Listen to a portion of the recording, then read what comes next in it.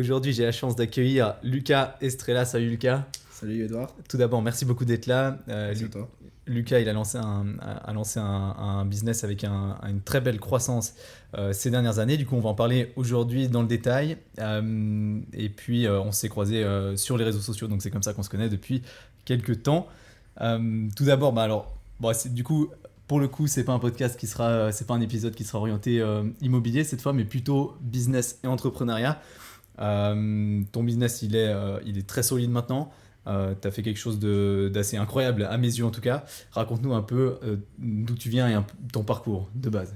Alors d'où je viens dans ce domaine, moi je viens de France. J'ai fait des études assez standards en France. J'étais pas vraiment quelqu'un d'étudiant. J'avais pas forcément les meilleures notes. J'avais les notes au minimum pour passer les examens. Et puis je me suis retrouvé assez vite en fait dans le business puisque j'avais des comptes Facebook, des pages Facebook à l'époque, ça remonte un petit peu maintenant, où j'essayais de gagner un peu d'argent. Alors au début c'était des toutes petites sommes, ça s'est transformé en assez gros montants. Je faisais beaucoup de marketing, j'avais une grosse audience en fait dans différents domaines. Ça pouvait être des jeux vidéo, du sport, toutes les choses qui pouvaient être amenées à marcher en fait sur les réseaux sociaux. On faisait vraiment des choses sous forme de niche. Et puis les personnes, les entreprises nous contactaient pour avoir un peu des postes sponsors en fonction du domaine. Donc ça a commencé comme ça. Et puis après j'ai fait d'autres choses.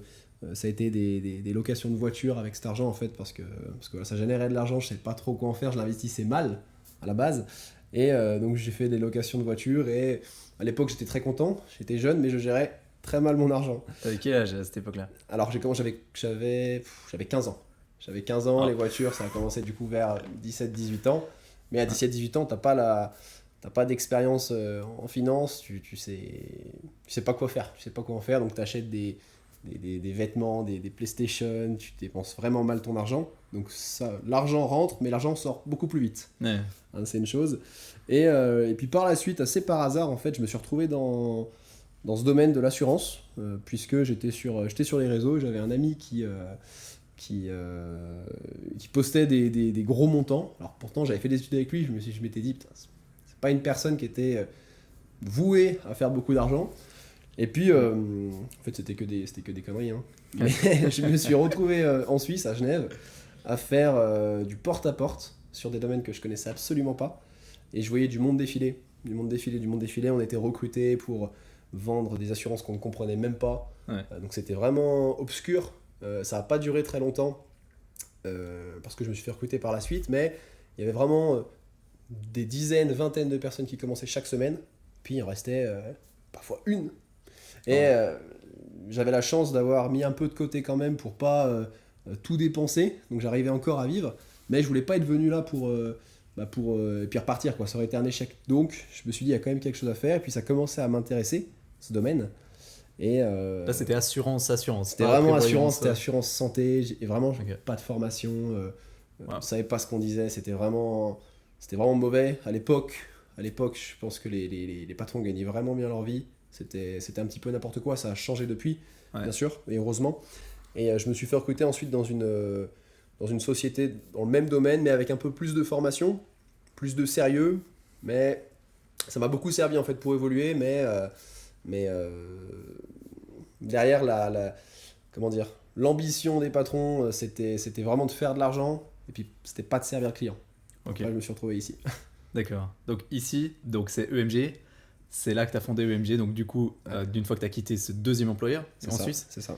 Ok. Et puis alors, raconte-nous alors rapidement qu'est-ce que vous proposez avec EMG. Alors EMG, c'est on va vraiment mettre en avant la personne privée principalement. On va différencier des pôles, c'est-à-dire on peut avoir un pôle hypothécaire pour les montages hypothécaires, des pôles pour la prévoyance, savoir ce qu'ont les personnes en fait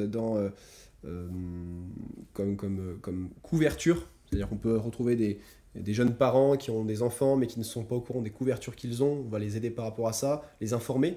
Ça peut être toutes les dépenses en fait liées à l'assurance, parce qu'on sait que l'assurance en Suisse, c'est vraiment une dépense importante des foyers.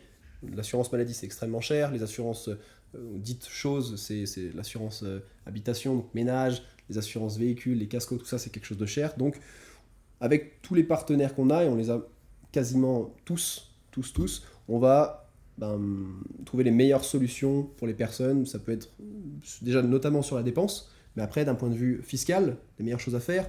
Et on va assurer en fait un suivi par rapport à ça. Chaque année, le client est suivi pour dépenser le juste prix pour quelque chose en fait qu'il comprendra. Ok. Voilà. Ouais, parfait. Et du coup, alors j'en viens à deux questions qui me viennent comme ça. C'est premièrement, il y a beaucoup de concurrence dans ce domaine, dans la prévoyance, c'est vrai. Tu es arrivé il n'y a pas très longtemps en Suisse, c'est assez impressionnant ce que tu as mis en place, mais comment... Enfin, il y a beaucoup de concurrence, beaucoup de personnes qui commencent, qui arrêtent très vite. Et c'est quoi la différence avec toi, premièrement? Et puis, c'était quoi ton déclic? À quel moment tu t'es dit, bon, il faut que je lance moi mon service parce qu'en fait, le service qu'on propose, il n'est pas suffisant ou c'est pas en accord avec mes valeurs ou je sais pas. Et c'est quoi le déclic, quoi? Alors c'est vrai qu'il y a beaucoup de concurrence parce que c'est un métier où on peut gagner de l'argent rapidement. Après, on peut gagner de l'argent en fait rapidement. Simplement, les gens ne durent pas longtemps. Les gens ne durent pas longtemps parce que ceux qui montent des business pour, on y reviendra, mais ceux qui montent des business pour principalement faire de l'argent, je pense qu'il y a peu de chances qu'ils restent et qu'ils durent dans le temps. Ça, c'est important. Ouais. On va vraiment écouter le client, à la différence des personnes qui vont plutôt mettre des autres compagnies, de certaines compagnies qui vont plutôt mettre en avant qui vont proposer l'assurance ou la banque où elle percevra le plus de rémunération. Donc je pense que le fait d'écouter en fait vraiment le client, le fait de le suivre, le fait de lui trouver des vraies solutions, je pense que ça fait vraiment la différence. Et voilà, le fait de fonctionner comme une grosse structure avec plusieurs, je dirais, comme une société qui a 200, 500 salariés, le fait de fonctionner comme ça, d'avoir des règles, une hiérarchie, des logiciels je pense que ça fait la différence. Ouais. Ok. Maintenant, alors, EMG, ça a été lancé quand? C'est quand que tu as commencé? C'était en 2019. Ok, maintenant vous êtes une quarantaine, c'est ça? Une quarantaine, ouais. Quarantaine. Comment est-ce que, pour grossir aussi vite, aussi rapidement, tu as quand même dû prendre passablement de risques, j'imagine, au début? Alors, les risques, sincèrement, je trouve que c'est pas moi qui les ai pris. Okay. C'est plutôt le personnel qui est ici, parce qu'il y a des personnes qui m'ont fait confiance. Parce qu'au début, quand tu commences, tu commences avec peu de fonds, réellement, ou alors t'as pas la vision de ce que ça va coûter, et ça coûte très cher. Donc c'est plutôt le personnel qui est ici au tout début qui m'a fait confiance et qui a pris des risques pour travailler gratuitement déjà ici dans un premier temps parce qu'ils croyaient au projet. Moi le seul risque que j'ai pris c'est de quitter une société. J'aurais pu essayer, ne pas réussir et me remettre en tant que salarié. Donc eux avaient tout quitté, des postes, ils étaient en place, ils ont fait des études.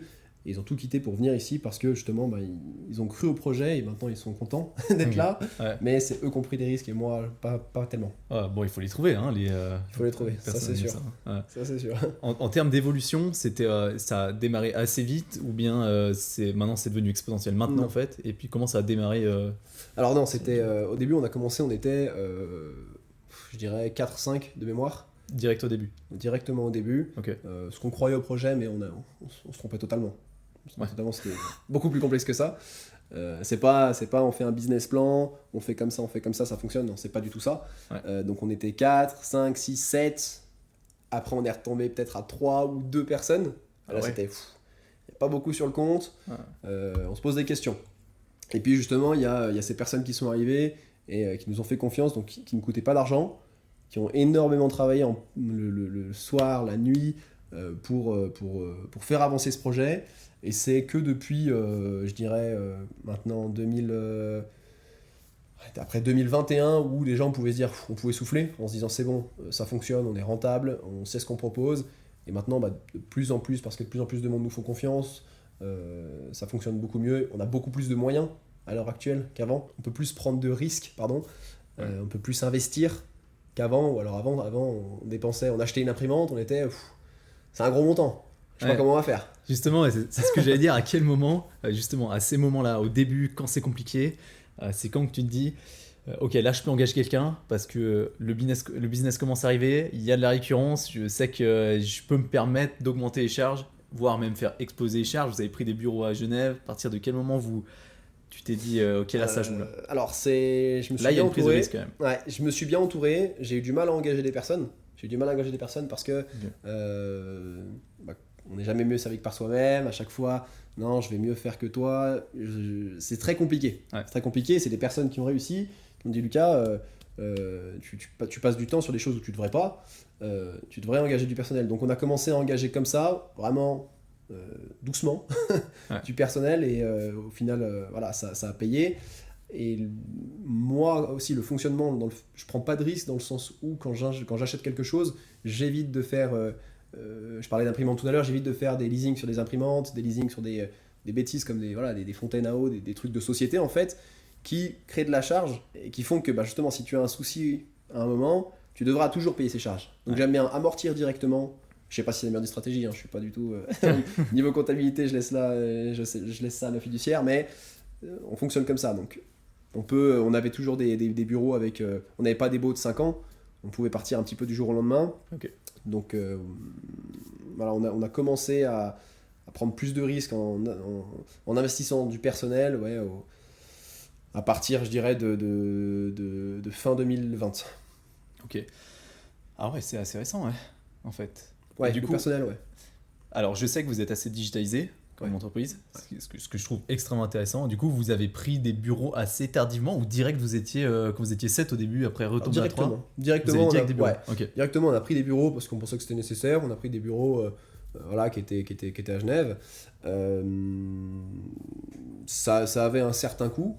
Après, ça fait que l'argent descend très vite. Réellement, c'était pas des bureaux immenses. Et c'était là aussi où c'était compliqué de recruter aussi du personnel.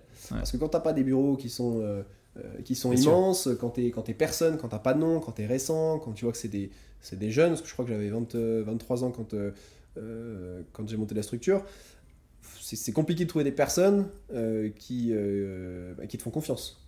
Parce qu'il arrive, il n'y a rien, quoi.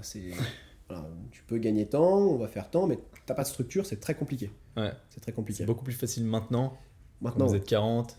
voilà, maintenant qu'il y a une structure, business en qu'il y a, place. voilà, il y a le personnel qui est là, qui montre que ça fonctionne, que voilà, tout est en place, Ouais. c'est beaucoup plus facile pour les personnes. Vous allez sur Google, vous voyez les reviews que vous avez, c'est incroyable.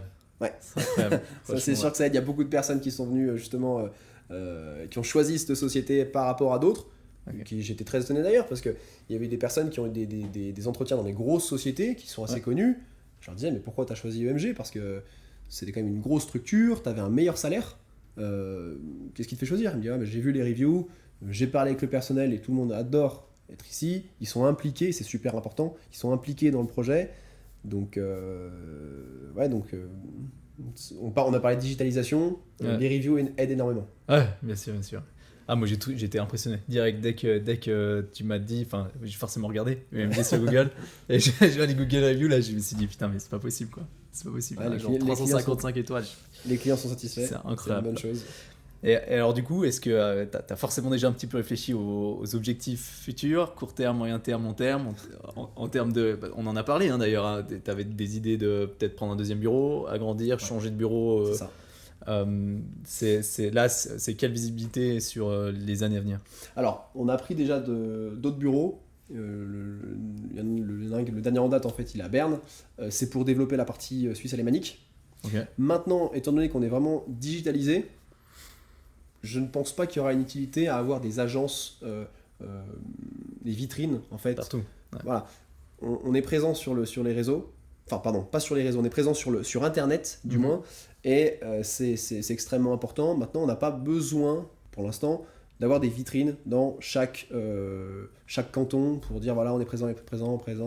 Non, on va essayer d'ouvrir des bureaux un petit peu, voilà, je dirais peut-être 4, voilà, ouais. pour le personnel, parce qu'à l'heure actuelle, par exemple, dans ces bureaux ici, on va manquer de place.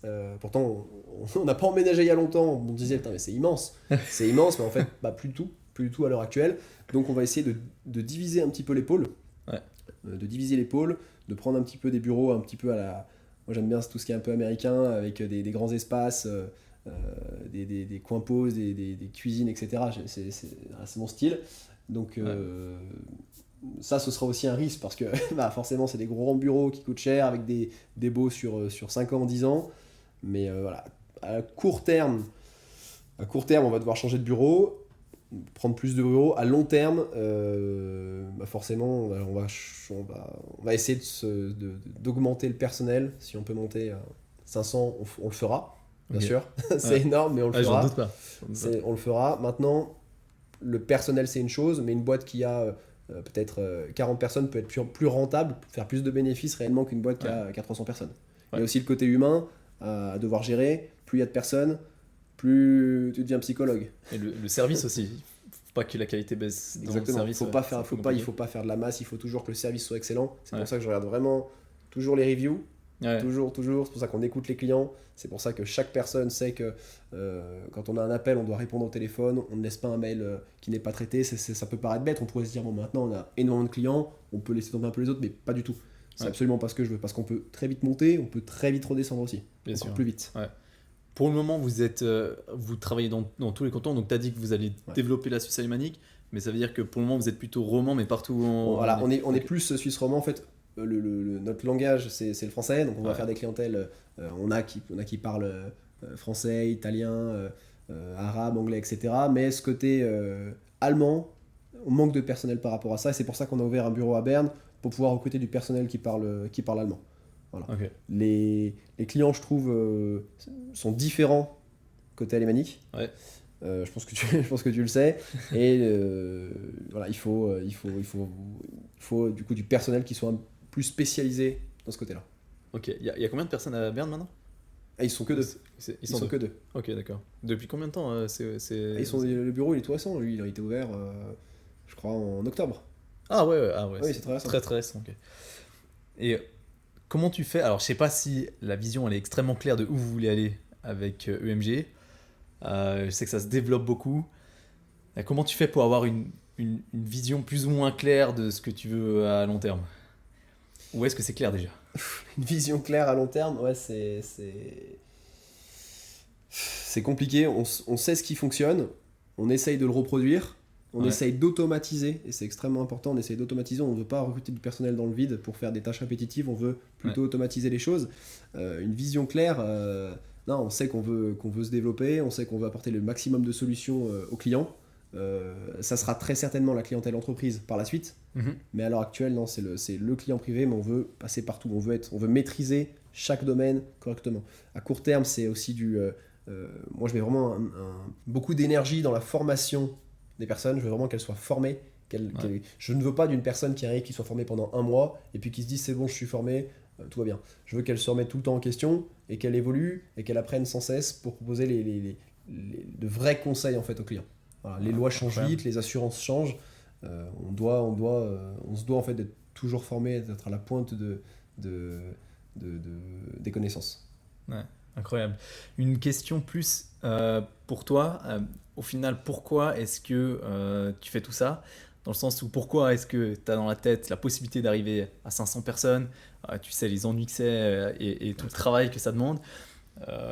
Tu te dis jamais alors moi je comprends très bien, mais on a le cas dans l'immobilier, beaucoup dans l'immobilier même, typiquement dans la promotion immobilière, où beaucoup se disent bon, à 2-3 je peux faire beaucoup d'argent, largement suffisant pour ce qu'il me faut. J'ai pas besoin de plus, j'ai pas besoin de développer des activités, engager du monde, faire plus de choses, toujours plus de choses, ouvrir des pôles, voilà, et varier mon activité. Je peux me concentrer juste sur ça et faire le travail que moi. Et du coup, toi, c'est quoi qui te drive vraiment pour... C'est le travail. Ça, c'est sûr que ça va pas être l'argent.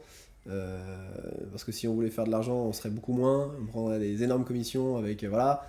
C'est absolument pas ça. Moi, c'est le travail. J'adore ce que je fais. Je suis passionné. Je pense que ça fonctionnerait pas si c'était pas le cas.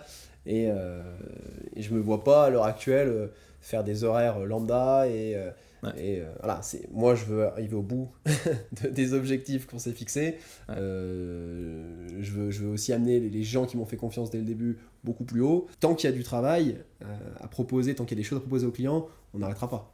Donc, tu viens de dire que tu étais passionné et vraiment intéressé par ce que tu faisais. Alors déjà premièrement c'est plutôt le côté business qui te passionne vraiment, ou bien vraiment prévoyance? Le côté business assurance, m'intéresse énormément parce que justement il y a beaucoup, comme tu l'as dit au début, il y a beaucoup de concurrents, mais il n'y a pas des cabinets vraiment neutres, qui font du vrai travail, il y en a, mais c'est pas la majorité des cabinets. Ça, il faut se le dire. Et je sais pas, j'adore aller chez des clients qui se sont fait avoir, qui ont eu des problématiques en fait avec des pseudo-courtiers qui leur trouvaient la meilleure des solutions, puis derrière qui se retrouvent à payer beaucoup plus cher, qui étaient bloqués, etc. Et moi, débloquer ce genre de situation pour un seul client, ça me prend et ça me prenait du temps. Je le fais toujours, mais je le fais avec plaisir. D'or qu'à la fin, le client me dit putain, mais heureusement que vous êtes passé. C'est des familles qui ont 3, 4 enfants. C'est des grosses dépenses. Le courtier est passé, il a fait son travail, il l'a mal fait, il a eu son argent, mais il n'y a plus personne. C'est du court terme. Voilà, c'est du très court terme. Et moi, j'adore ce que je fais dans le sens où je sais que je fais un travail qui va servir à la personne. T'as une vraie plus-value, ouais. Exactement. Donc, tu es vraiment passionné par ce que tu fais hors du business, vraiment par ce business-là. Est-ce que tu penses que c'est possible de réussir là-dedans, ou même dans n'importe quel domaine, sans vraiment être passionné? Parce qu'au final, tout le monde n'est pas... c'est compliqué de trouver une passion comme tu l'as toi. Moi, je l'ai pour l'immobilier, comme tu sais, c'est pareil. Mais du coup, est-ce que c'est possible de réussir, à ton avis, dans un domaine qui, au final... Pour réussir, tu sais que tu dois faire des heures, tu sais que tu dois travailler, tu sais que tu dois avoir des échecs et te relever de ces échecs sans cesse. Est-ce que si ton travail ne te plaisait pas, est-ce que si ton sujet ne te plaisait pas, est-ce que tu le ferais? Je doute que c'est pour tout le monde, que tout le monde peut le faire, de lancer un business qui ne le passionne pas et de réussir. Parce que vraiment, ou alors il faut vraiment, vraiment aimer l'argent, je sais pas à quel point, mais moi je ne pourrais pas faire ce que je fais ici sans être passionné. Je ne pourrais pas faire les heures que je fais sans être passionné, et je pense que mon équipe ici, c'est pareil. Quand les gens restent ici à 23h, quand ils viennent le samedi, quand ils viennent le dimanche, c'est pas pour gagner plus, c'est parce qu'ils sont convaincus, ils aiment ce qu'ils font et ils veulent aller au bout du projet. Ouais, c'est incroyable d'ailleurs l'équipe que tu as réussi à développer ici. Et puis les gens que tu as recrutés, tu m'as dit il y a des mecs qui viennent le samedi, le dimanche, ils sont toujours là. Ça, c'est aussi, ils sont exceptionnels, j'ai vraiment de la chance par rapport à ça. Ça, tu les as trouvés comment d'ailleurs? C'est des connaissances ou bien pas spécialement? Non, c'est pas spécialement. Il y a ma copine qui travaille avec quelqu'un, elle était dans l'informatique, qui travaillait avec quelqu'un, c'était le meilleur de la classe, qui me l'a présenté. Justement, en parlant de lui, j'avais la possibilité de lui dire soit tu m'aides et je te donne un gros montant tout de suite, j'investis tout ce que j'ai et tu me sors quelque chose, donc tu touches un gros montant, c'était un jeune, soit je te paye pas, et puis si ça marche, tu prendras une part. Rien écrit, rien. Il pourrait se dire quand t'es jeune, vas-y, je prends un billet tout de suite. Il a dit non, ok, je vais bosser gratuitement, il l'a fait, donc ça a fonctionné. Et il a bien raison. Donc il a bien fait son taf quand même. Il a bien fait son taf, extrêmement bien fait son taf. Et puis il y a d'autres personnes qui sont vraiment, vraiment impliquées. C'est vraiment important. Il y a une personne ici qui est très importante aussi, que j'avais recrutée. Et je suis nul en recrutement. Vraiment, moi, je poste, à l'époque, quand il y avait personne, je postais quelque chose. C'est moi qui faisais des entretiens, mais un entretien c'était 5 minutes. Tu t'appelles comment? Super, ça va, tu veux bosser? Ouais, voilà, j'apportais rien. Donc le gars me dit oui, une semaine plus tard il me dit écoute, je vais retourner avec mon ancien employeur. Et j'étais un peu dégoûté parce que ça se voyait que c'était une bonne personne, et je lui avais dit putain mais tu vas retourner, tu sais que ça s'est mal passé, tu connais la réputation qu'ils ont, je sais que là où on est ça donne pas trop envie, mais je t'assure que si tu restes ça va fonctionner. Et il a dit allez, tu sais quoi, c'est parti. Pourtant il avait un véhicule de fonction, il avait des plus gros salaires, etc. Et pourtant il m'a fait confiance. Donc il y a beaucoup de personnes ici, c'est grâce à eux qu'on est devenu ce qu'on est. C'est grâce à l'équipe. Voilà. Il y a des personnes qui ne comptent pas leurs heures. Tu vois l'heure qu'il est, on est un vendredi. Et encore beaucoup de personnes dans le bâtiment qui travaillent, alors que la plupart des gens rentrent à 17h, et ils ont raison, mais eux ils veulent aller plus loin, ils bossent, ils sont convaincus. On ne voit pas le temps passer. Ici quand on travaille, on voit pas les heures passer. Ouais, je vois ça, puis ça m'a encore marqué quand je suis arrivé aujourd'hui. Je rentre et je croise. Déjà, il y a plein de monde, alors que c'est 18h, vendredi soir, il y a plein de monde. Et puis, mais l'ambiance a l'air bonne, quoi. Les gens, ils ont l'air de se marier ensemble. C'est assez jeune aussi. Assez jeune, jeune. Tout à fait, parce que je crois que la personne la plus âgée, il doit avoir peut-être 34 ans, 35 ans. Ah ouais, super jeune en fait. Ouais, c'est vraiment le plus âgé. Et parce que on travaille beaucoup. Et des personnes qui ont 50 ans, qui ont des enfants, qui ont une vie de famille, c'est plus compliqué. Ouais, C'est plus ouais. compliqué, donc pour avoir des personnes qui bossent beaucoup, qui soient là, qui soient réactives, on a besoin de personnes qui soient plus jeunes. Et voilà, on en parlait, j'en parlais hier avec un collègue aussi qui bossait extrêmement bien, qui disait, putain, c'est vrai que mon poste que j'ai actuellement, je pourrais être mieux payé, mais je reste ici parce que voilà, l'ambiance, on fait ce qu'on veut, on sait où on va, on s'amuse. Et puis, moi, j'ai pas du tout une mentalité où je dis, ok, il faut que tu sois là à 9h, Ouais. tu pars à 18h, tu me dis où t'es, etc. Chacun Non, mais fait son travail, moi je demande un travail, Ouais. les responsables demandent un travail, tant que ce travail est fait, on n'a pas de souci. Ok. Et globalement, on n'a pas de souci. J'ai l'impression, ouais. Euh, d'un point de vue de base, si on revient un peu au départ, toi, t'es plutôt du marketing du coup. Hein, À la base, ouais. T'as commencé déjà à 15 ans, plus ou moins, c'est du marketing sur Internet. Et est-ce que tu penses que d'avoir des origines un peu dans le marketing, une expérience dans le marketing avant de commencer, ça t'a aidé? Ah ouais, complètement, parce que le marketing, c'est... Tu sais que quelqu'un qui a un produit qui est extrêmement nul pourra vendre beaucoup mieux en ayant un bon marketing qu'un produit miraculeux mais qui n'a pas de marketing. Ouais. Donc, quelqu'un qui sait maîtriser le marketing, voilà, surtout à l'heure actuelle, normalement il peut tout faire, il peut tout vendre, logiquement. Donc moi je viens de l'informatique, du marketing, et ouais, en effet ça m'a beaucoup aidé. Le fait qu'on travaille, malgré que je sois vendeur, je travaille avec des développeurs, la plupart du temps les développeurs ne se comprennent pas avec les vendeurs, avec les responsables. Ouais. Moi je viens de ce domaine, donc on sait exactement, on se comprend en fait. Ouais. Et ça c'est une grande force. T'as la liaison un peu entre les deux du coup. Ouais, exactement, mais c'est vraiment c'est une force que de pouvoir faire ça. Donc la digitalisation et le marketing hyper important dans n'importe quel business au final. Je pense que dans n'importe quel business, à l'heure actuelle, la digitalisation, ouais, c'est vraiment quelque chose qui est important. C'est nécessaire. Je vois pas dans quel domaine ça ne pourrait ne pas l'être. Même un garage automobile, je dirais, qui fait de la mécanique. Moi, j'y verrais un intérêt que d'être placé, parce que les gens maintenant cherchent un garage, ils vont taper garage, proche de chez eux. Si le site est bien fait, ils vont pouvoir faire des devis directement sans avoir à appeler quelqu'un, en disant quelle pièce, quel endroit s'est abîmé, décrire un problème, ce genre de choses.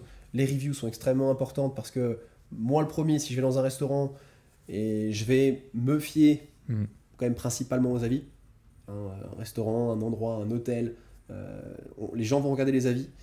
Et je ne sais pas si une personne me réserverait sur internet s'il y avait sur un hôtel, s'il y avait 2000 avis avec 2 étoiles, quoi. Ça serait un petit peu. Donc, ouais, la digitalisation, c'est selon moi extrêmement important. Et alors, un autre type de marketing que t'aimes beaucoup moins, le personal branding, que j'aime beaucoup plus. Donc, on n'est pas vraiment d'accord là-dessus. Alors, d'accord, on l'est. Ouais. D'accord, on l'est. Qu'est-ce que t'en penses? Je pense que pour les gens, pour faire grossir une société rapidement, alors pour faire grossir une société, il y a le temps. Une boîte qui a 20 ans, qui existe depuis 20 ans, les gens vont se dire, elle a 20 ans, elle fonctionne. Voilà. Pour grossir rapidement, comme nous on l'a fait en 3 ans, via la digitalisation, c'est important, c'est un multiplicateur. Le personal branding, c'est encore plus important parce que la personne te connaît directement, elle a l'impression de te connaître. Moi, quand je t'ai appelé, j'avais l'impression que je te connaissais depuis super longtemps, parce qu'on te voit, tu parles avec une aisance, une éloquence, et on se dit, voilà, cette personne, elle est vraie. Du coup, on va plus te faire confiance, et derrière la société, on va lui faire confiance forcément. Donc moi, j'aime pas trop personnellement, parce que j'aime pas me mettre en avant avec des caméras, avec des... je sais pas, tout ce qui est Instagram, TikTok, toutes ces choses, j'ai pas du tout. Je peux pas. D'ailleurs, les personnes ici qui m'ont dit de te rencontrer, c'était des personnes qui étaient sur TikTok. Ils m'ont dit, tiens, va voir ce gars. Moi, j'avais pas TikTok. J'ai dit, non, mais voilà. On m'a envoyé sur Instagram, et c'est comme ça, d'ailleurs, que je t'ai connu. Donc, ça a son importance, effectivement, et moi, je le maîtrise pas, j'ai pas le courage de faire ça, de me poser devant une caméra pour dire les choses. Mais donc c'est pas faux ce que je fais alors. Ah non. non. Heureusement, en tout cas ça m'a permis de rencontrer des gens comme toi quoi. Donc non, et ça te permettra de rencontrer cool. encore plus de gens, donc c'est vraiment bon ça. Un jeune maintenant qui est intéressé par le business, au final, peu importe, tu as une expérience globale, c'est quoi la compétence numéro 1? C'est d'abord trouver sa passion du coup qui peut l'orienter vers le business, ou bien je sais pas, se former dans un business et puis le répliquer. T'en penses quoi? Si les personnes, quand on demande à des personnes, je pense que j'ai déjà fait, les personnes à qui tu demandes qu'est-ce que tu veux faire plus tard, quand on est jeune, on va dire je veux lancer une application, je veux faire ça, je veux devenir riche. Comme je l'ai dit au début, si ta motivation c'est l'argent, je doute que tu réussisses dans ce que tu veux faire. Pour moi, la principale qualité, c'est comprendre que l'échec, ça fait partie du business. Tu ne peux pas monter un business directement, ou alors rares sont ceux qui l'ont fait, sans échouer. Mais la qualité, c'est de pouvoir te dire, ok, bah, je l'ai compris, j'ai eu un échec, ça m'a appris des choses, je recommence jusqu'à la réussite. Pour moi, ça a son importance de comprendre ça. La résilience aussi un peu. Exactement. Il faut l'être. Ouais. Il faut... Ouais, je reviens, je redis une troisième fois, mais si tu es passionné que par l'argent pour monter un business, Ouais. ça fonctionne pas. Ouais, Il faut bien s'entourer des personnes. Faut pas écouter tout le monde. Parce que tout le monde te dit non, mais c'est dangereux, tu vas dans un pays que tu connais pas, c'est un business que tu ne maîtrises pas. Alors, quelqu'un qui sait ce qu'il doit faire mais qui ne sait pas comment le faire, oui, je vais recommander d'aller dans une société qui est bien implantée et effectivement de recréer quelque chose de mieux. D'apporter, de déceler les problèmes et de refaire mieux. Moi, si j'avais eu l'opportunité d'avoir un poste dans lequel je me serais vraiment épanoui, où je pouvais faire n'importe quoi, où on m'écoutait, etc., ça aurait été très intéressant de développer quelque chose avec le budget déjà qui était alloué, qui était déjà existant. Là, c'est que j'ai trouvé ça plus facile de monter une société plutôt que de rester en tant qu'employé et du fait qu'en fait, on m'écoute pas. Parce que je pouvais dire des choses, ils l'ont jamais fait, notamment mes anciens employeurs, je disais qu'il fallait mieux acheter des ordinateurs plutôt que d'acheter des grosses voitures. Voilà, c'était plus intéressant d'investir dans l'humain, dans les employés, avec du matériel, des bons outils, plutôt que d'acheter n'importe quoi. Ouais. Ils l'ont pas fait, maintenant je pense qu'ils regrettent, Ouais. amèrement. Et donc voilà, c'est n'importe quel domaine peut être répliqué, amélioré. Il faut pas essayer de se dire, bon, je lance un truc qui n'existe pas, ça va révolutionner. Voilà, ça c'est quand même quelque chose de spécial. Quand tu lances quelque chose de tout nouveau, il faut sacrément du budget, c'est compliqué. Par contre, quand tu lances quelque chose qui existe déjà mais que tu l'améliores, la part du gâteau, elle est assez importante. Ouais. Donc ça veut dire que typiquement les premières personnes que tu recruterais, c'est quel genre de personnes enfin alors du coup je sais pas par qui tu as commencé, mais c'est plutôt des personnes qui vendent parce qu'il y a besoin de vendre au début, parce qu'au général ben voilà t'as pas d'argent, plutôt de l'admin, plutôt du marketing aussi, c'est possible, vu que pour une nouvelle société qui serait constituée maintenant. Marketing, ça coûte quand même cher. Donc Ouais, dès le début, c'est ça. assez compliqué de. Ouais. Et puis tu peux faire des échecs en marketing, mais tu fais des échecs à 50 000 ou 100 000 francs par mois, ça commence à être compliqué. Ouais. Faut accepter les échecs, mais par contre, Ouais. évidemment, tu ne peux plus. Tu n'as plus la Ouais. matière. L'admin, sont très importants, ils ont leur importance, puisqu'ils te libèrent du temps pour que tu puisses effectivement vendre et conseiller des personnes et donc rentrer de l'argent. Les personnes qui devraient être recrutées les premières, c'est les personnes qui comprennent la structure. Tu peux pas recruter une personne, tu l'appelles, elle te dit on a déjà eu des cas, hein.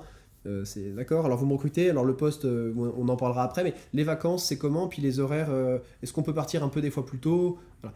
C'est compliqué. Dans mon domaine, en tout cas, je trouve que c'est pas la première des choses à aborder. Ouais, bien sûr, non, mais dans le courtage, c'est clair. Ouais. Tu dois être impliqué, et vraiment dans le courtage en l'occurrence, tu dois vraiment apporter une plus-value aux gens.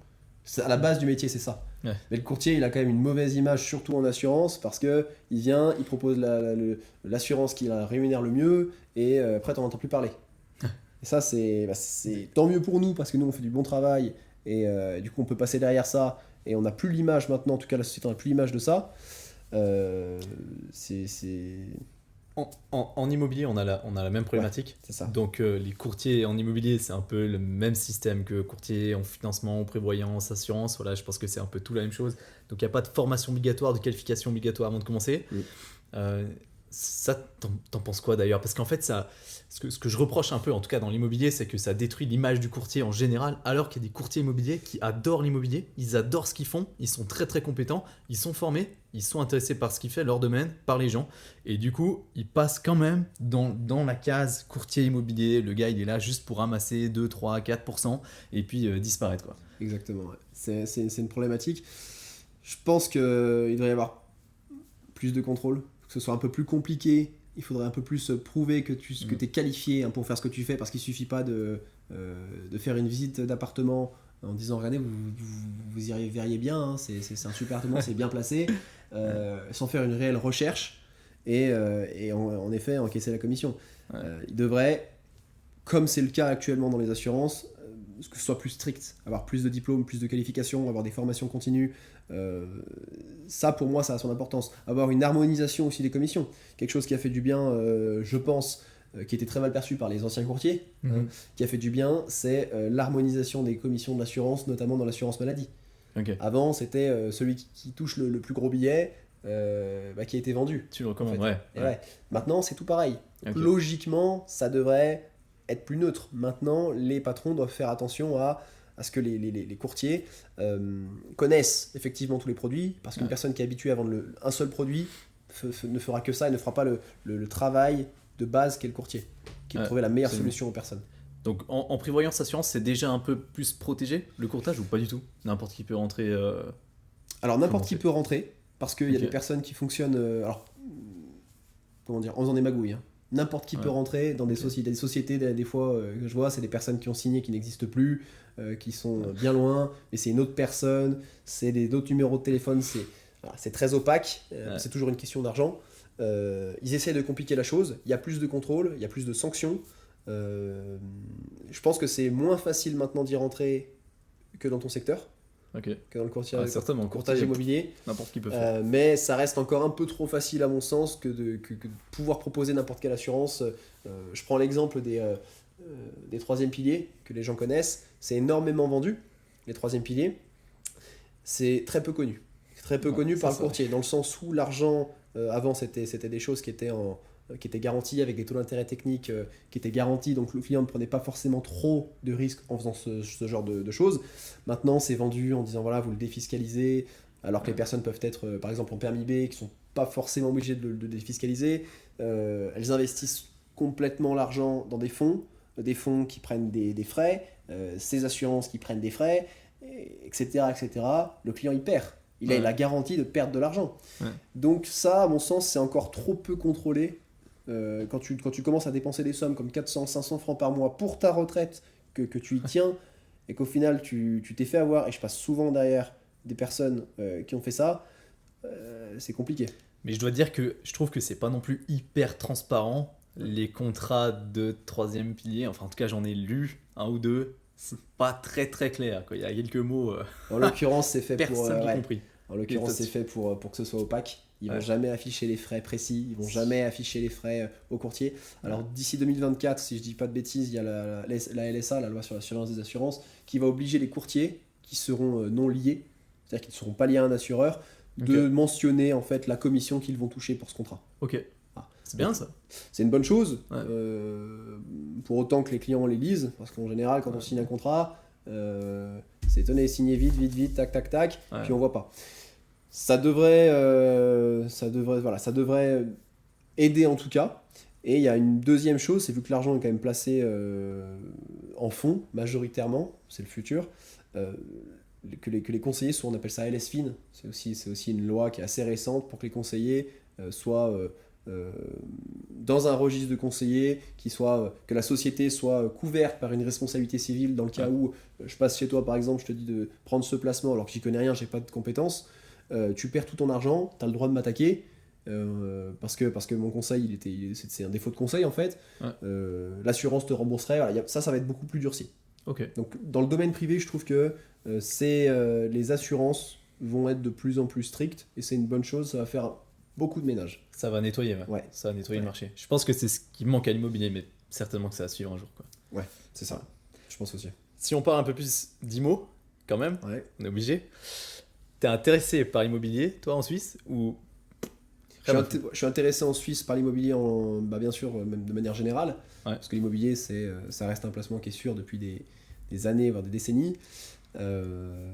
Ça fait partie aussi des conseils qu'on donne aux clients que de pas forcément rester locataire toute sa vie, que c'est une étape à passer, de passer en résidence principale, ou aussi pour de l'investissement, tout simplement.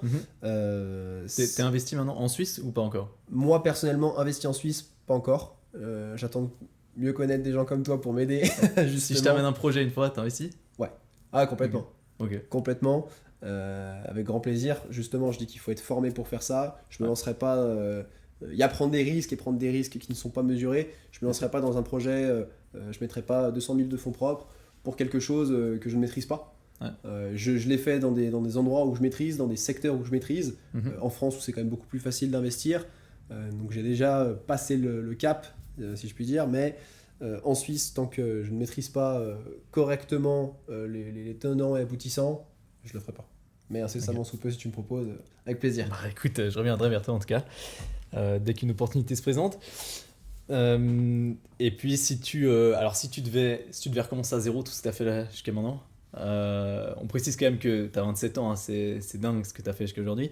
Donc c'est dur d'aller plus vite, mais qu'est-ce que tu changerais? Ou peut-être que tu changerais rien. Ce que je changerais, je me formerais plus directement. Je perdrais moins de temps à apprendre sur le tas. Alors, tu es très bon techniquement parce que je viens du porte-à-porte dans un domaine que je connais pas. Je me suis vraiment formé seul sur le tas en faisant des erreurs, en faisant faire des erreurs à mes clients de temps en temps qui ont été réparées, mais ça reste des erreurs. Donc, je me formerai plus. Et c'est facile maintenant d'avoir un accès à la formation quand même avec Internet. Les personnes qui disent qu'elles peuvent pas se former, qu'elles trouvent pas d'emploi. Je trouve que ça reste des excuses parce que tu peux tout faire sur Internet. Tout est mis à disposition. Il suffit de chercher un petit peu, de prendre du temps. Tout le monde a du temps quand même dans une journée. Tout le monde peut avoir une heure plutôt que de rentrer et d'être devant Netflix.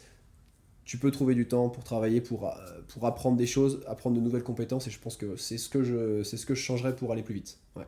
Plus de formation.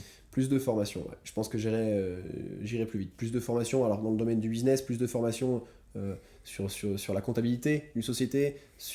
Par exemple, j'aurais pas commencé en SARL, je pense que j'aurais commencé directement en SA. Parce que passer d'une SARL à une SA, c'est aussi compliqué, ça prend du temps, ça prend de l'énergie. Okay. Je dois faire ça maintenant là. Bon courage. Donc voilà, moi ce serait, je pense, plus de formation. Ok. Plus de formation, ouais. Oh, très intéressant. Je pense que ce serait pareil pour moi. Enfin, bon, j'essaie de continuer la formation. Ouais. D'ailleurs, tu vas attaquer le brevet là. Ouais, c'est ça. J'ai fini le diplôme d'IF que j'ai eu avec surprise. Franchement, avec surprise parce que. Tu dois être tellement occupé quoi. Je sais pas comment. Comme je t'ai dit depuis le début, en fait, hein, ça suit un peu mon parcours. J'ai toujours eu les notes les pâquerettes pour que ça passe. J'ai rien écouté en cours et mes profs pourront témoigner s'ils voient. J'étais sur mon ordinateur à faire des mails, à partir et j'ai réussi à l'avoir. Donc je me suis dit, si je l'avais, j'irai au brevet. Donc j'irai au brevet et puis je le commence en janvier et je compte quand même l'avoir. Ouais, ça va aller ça. C'est combien de temps? C'est 6 mois. Ok, un jour par semaine? 2 jours par semaine si je dis pas de bêtises. Je crois que c'est vendredi, samedi. Et comment tu gères 40-45 personnes Parce que justement j'ai une bonne équipe. C'est une bonne équipe qui gère. Pour moi je suis pas un bon manager. Moi je vais directement... je dis les choses qui vont pas au lieu de dire les choses qui vont. Ouais. Donc les responsables ici font très bien leur boulot. Très très bien et je les en remercie. Et au final ça me laisse du temps. Tu peux pas vraiment développer un vrai business si t'as pas une super équipe derrière. Ah oui. C'est grâce à l'équipe là tout ce qui est en train de se passer. Ah ouais, clairement. Bon, grâce à toi évidemment. C'est ultra important. Ouais. Ultra important et c'est vraiment l'équipe qui est super importante. Tu peux pas recruter des personnes si, comme je dis, si elles croient pas au projet, si tu peux pas multiplier ton temps. Si tu es tout seul, voilà, c'est trop compliqué. Tu as besoin d'une équipe et ton équipe elle doit croire au projet. Ouais. Ouais, pour dire à quel point tu vas droit au but, le premier message que tu m'as mis sur Instagram, je sais pas si tu te rappelles, mais ça doit être salut, il faut que je te rappelle. Et je me suis dit, putain, c'est qui encore ce jeune voix là qui m'écrit? Il a pas 2 secondes pour écrire, mettre un point d'interrogation. Ouais. Donc, et après, c'est vrai qu'on s'est vu du coup à Lausanne la première fois. Et puis là, je me suis dit, purée, ça a l'air d'être une machine de guerre, le gars, quoi. Tu parles très vite. Et t'as l'air d'être vachement hyperactif. T'as jamais été d'ailleurs hyperactif à l'école? Ah mais je des bouge trucs comme tout le ça. temps. Moi je suis pas patient. Je suis pas quelqu'un de patient. Ouais, ça soit. Déjà rester sur la chaise là, c'est un gros exercice pour moi. je parle vite. C'est vrai que on m'avait dit plusieurs fois contacte cette personne. Donc j'avais regardé les vidéos. Putain, au bout de 3 vidéos, j'étais waouh. Ah oui, il y a de la qualité. Je me suis abonné. Putain, c'est vrai qu'il y a quand même de la qualité. Donc c'est vrai que je t'ai envoyé un message sans me présenter, sans rien dire. Salut, faut qu'on s'appelle. Heureusement t'as eu la décence de me répondre, sinon on serait pas là aujourd'hui, donc c'est une bonne chose. Ouais. Mais je parle assez vite. En clientèle c'est pareil, je vais parler vite, je vais être technique et puis je relève la tête et puis je vois que le client a rien compris. Ouais. Parfois, donc faut que je me calme. Ouais. Mais c'est compliqué. J'aime bien que les choses aillent vite. Ouais, je sais qu'il y a un truc à faire, il faut que je le fasse. je peux pas attendre que ce soit fait. Voilà. C'est... Bon. Magnifique. Bah écoute, c'est le mot de la fin. Je pense que t'as un sacré exemple pour la génération de maintenant, celle qui arrive. Et puis félicitations pour tout ce que ça fait. Je Merci. doute pas que l'évolution de EMG sera exponentielle et que ça va continuer de grossir. Donc on refera C'est le but, ouais. volontiers un épisode dans un an ou Ouais. deux quand vous serez 200. Putain. Et puis en tout cas c'est tout ce que je te souhaite. Et puis merci beaucoup pour ton temps et la valeur que tu apportes à ce podcast. Merci à toi. Écoute, Et puis on se à voit très dans vite. un an. Avec plaisir. Ciao Lucas.